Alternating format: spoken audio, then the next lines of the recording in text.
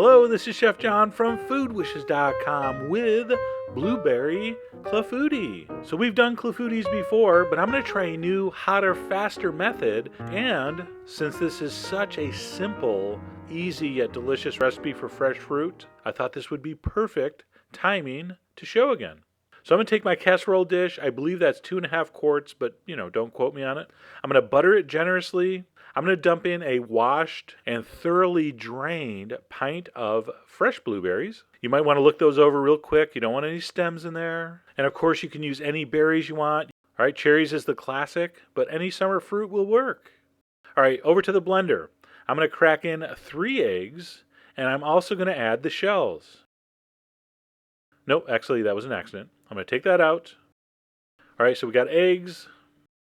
To that, I'm going to add some white sugar, some flour. I'm going to add some whole milk, and then some vanilla. So this is an ultra simple batter. And for you people that say, you know what, I can't bake. I don't know how to make desserts. There's no way I could make something delicious with fresh fruit. This is your recipe, because this is like all there is to it. All right, and last but not least, a pinch of salt that you're literally seeing pinched between my fingers and placed into the blender. I'm going to bring that over. I'm going to blend that until completely smooth. So this has been edited for time, but I let that run for a good minute. I wanted it completely incorporated.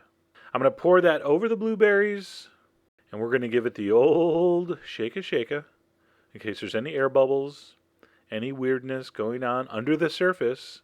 All right, that's going to go in a very hot oven, 425, for about 25 minutes or so.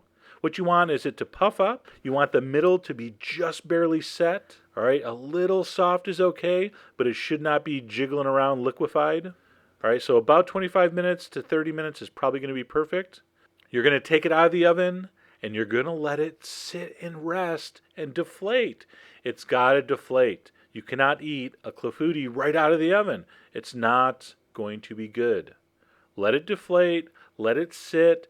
Ideally, this is just barely warm.